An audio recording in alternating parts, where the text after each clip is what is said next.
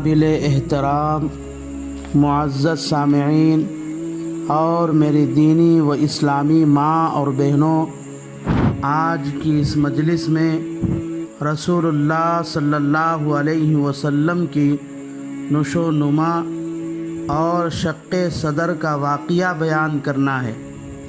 رسول اللہ صلی اللہ علیہ وسلم حضرت حلیمہ سعدیہ کے پاس 4 سال تک رہے۔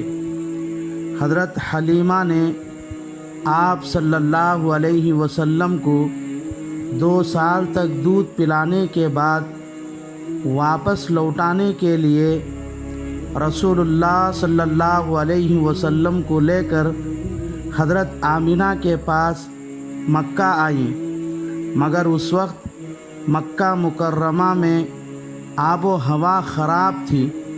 حضرت حلیمہ نے آپ کو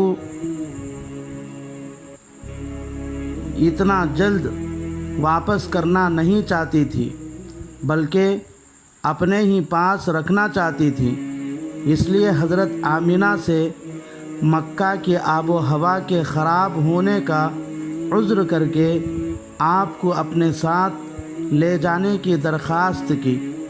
حضرت آمنہ نے بھی سوچا کہ مکہ میں چونکہ آب و ہوا خراب ہے، کہیں بچہ بیمار نہ ہو جائے، اس لیے آپ صلی اللہ علیہ وسلم کی صحت کے خیال سے حضرت حلیمہ کو رسول اللہ صلی اللہ علیہ وسلم کو اپنے ساتھ لے جانے کی اجازت دے دی۔ رسول اللہ صلی اللہ علیہ وسلم کی نشو و نما بھی بڑے عجیب و غریب طریقے سے بہت تیزی سے ہوئی ہے۔ چنانچہ حضرت حلیمہ فرماتی ہیں کہ آپ صلی اللہ علیہ وسلم 3 ماہ میں بیٹھنے لگے۔ آپ صلی اللہ علیہ وسلم جب 9 مہینے کے ہوئے تو چلنے لگے، اور جب آپ کی عمر 10 مہینوں کی ہوئی تو آپ صلی اللہ علیہ وسلم نے بکریاں چرانے کی خواہش ظاہر کی۔ جب آپ 1 برس کے ہوئے تو 2 برس کے نظر آ رہے تھے، اور جب آپ 2 برس کے ہوئے تو 4 برس کے لگ رہے تھے۔ آپ صلی اللہ علیہ وسلم 1.25 سال کی عمر میں تیر اندازی کے مقابلے میں حصہ لیا، اور 2.5 سال کی عمر میں کشتی کے مقابلے میں شریک ہوئے۔ رفع حاجت یعنی آپ کے چھوٹے بڑے استنجا کے اوقات متعین تھے، انہی اوقات میں آپ رفع حاجت سے فارغ ہوتے تھے۔ کبھی بھی آپ کے جسم پر نجاست یا گندگی نہیں دیکھی گئی۔ آپ صلی اللہ علیہ وسلم دوسرے بچوں کی طرح نہ روتے تھے اور نہ ہی تنگ کرتے تھے۔ بعض مفسرین نے لکھا ہے کہ آپ کا سطر جب کھل جاتا تو آپ بے چین ہو جاتے، اور جب فرشتے ان پر کپڑا ڈھانپتے تو آپ کو سکون ہو جاتا۔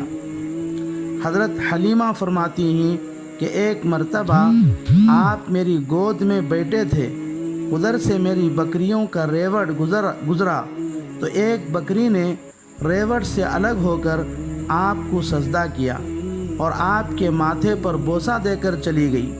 حضرت حلیمہ فرماتی ہیں کہ ہر روز ایک عظیم الشان نور سورج کے دھوپ کی طرح میرے مکان میں آتا تھا، اور آپ صلی اللہ علیہ وسلم کو اپنے اندر چھپا لیتا، اور تھوڑی دیر کے بعد آپ کو چھوڑ کر چلا جاتا تھا۔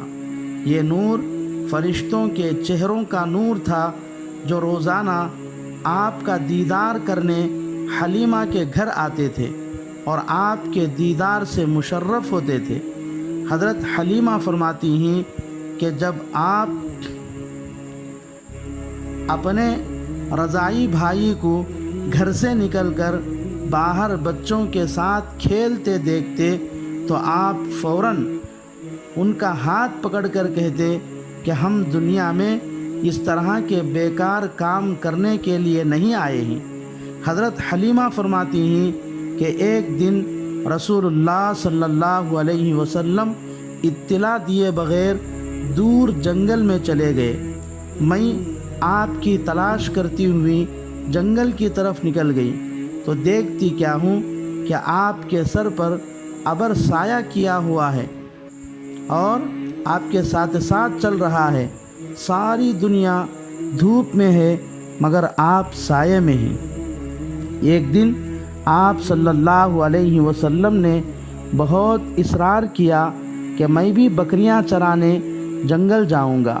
حضرت حلیمہ فرماتی ہیں کہ میں نے مجبور ہو کر آپ کے سر میں تیل لگایا، کنگھی کی اور آنکھوں میں سرما لگایا، کپڑے بدلوائے، اور جب آپ بکریوں کے ساتھ جنگل جانے لگے تو میں نے آپ کے گلے میں ایک عقیق یمانی بطور تعویذ کے ڈالا تو آپ نے پوچھا کہ امی جان یہ کیا ہے اور میرے گلے میں اس کو کیوں ڈالا؟ میں نے کہا بیٹے محمد، یہ یمانی عقیق ہر بلا سے تمہاری حفاظت کے لیے میں نے تمہارے گلے میں ڈالا ہے۔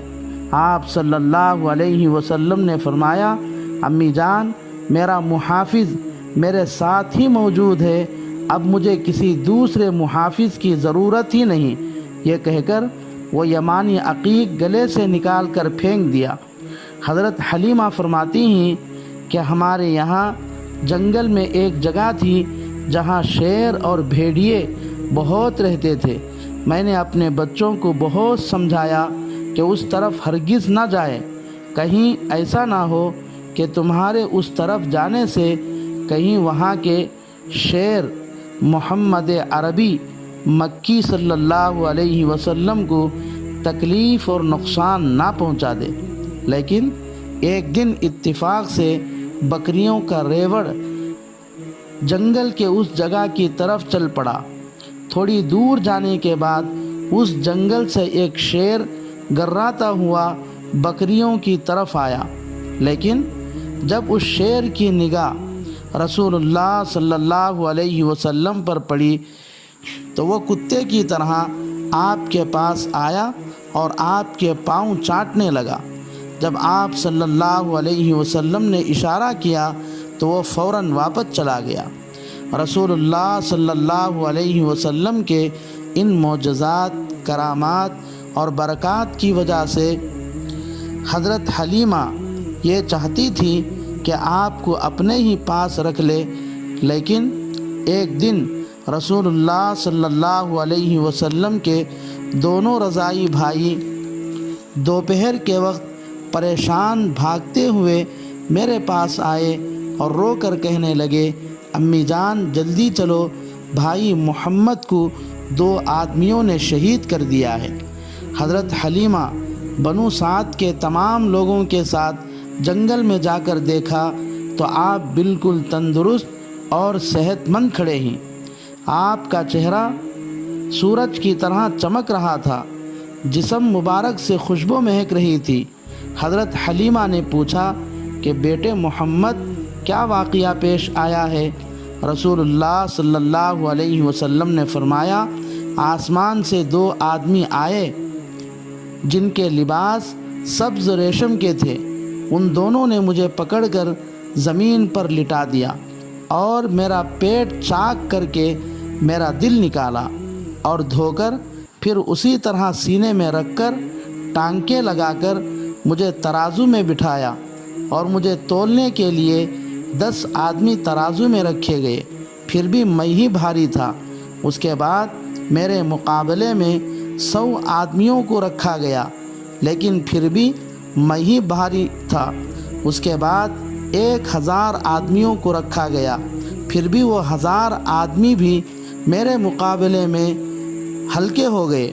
اس کے بعد کہا گیا اگر رسول اللہ صلی اللہ علیہ وسلم کے مقابلے میں پوری امت کو بھی رکھا جائے تب بھی آپ ہی وزنی اور بھاری ہوں گے۔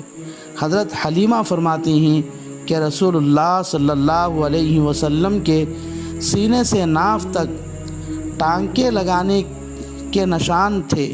آپ کی مبارک پیٹھ پر مہر نبوت تھی اور سینے پر اللہ کی محبت کی نشانی تھی۔ رسول اللہ صلی اللہ علیہ وسلم کی زبانی شق صدر کا واقعہ سننے کے بعد کسی نے کہا آپ کو جن کا اثر ہو گیا ہے، کسی نے کہا آپ مجنون یعنی دیوانے ہو گئے ہیں۔ اس واقعے کے بعد سب حیران ہو کر کہنے لگے کہ بہتر ہے کہ آپ کو ان کی والدہ محترمہ کے حوالے کر دیے جائے۔ چنانچہ حضرت حلیمہ نے آپ کو مکہ مکرمہ لے جا کر حضرت آمنہ کے حوالے کیا۔ حضرت آمنہ کے پوچھنے پر حضرت حلیمہ نے شق صدر کا پورا واقعہ سنایا، لیکن حضرت آمنہ سارا واقعہ سن کر بھی کچھ پریشان نہیں ہوئی، بلکہ بالکل مطمئن تھی۔ بلکہ آپ صلی اللہ علیہ وسلم کے اس طرح کے دیگر واقعات سنا کر حضرت حلیمہ کو بھی اطمینان دلایا کہ کوئی پریشانی کی بات نہیں ہے، کیونکہ اس بچے پر کوئی جن اور آسیب کے اثرات نہیں ہو سکتے۔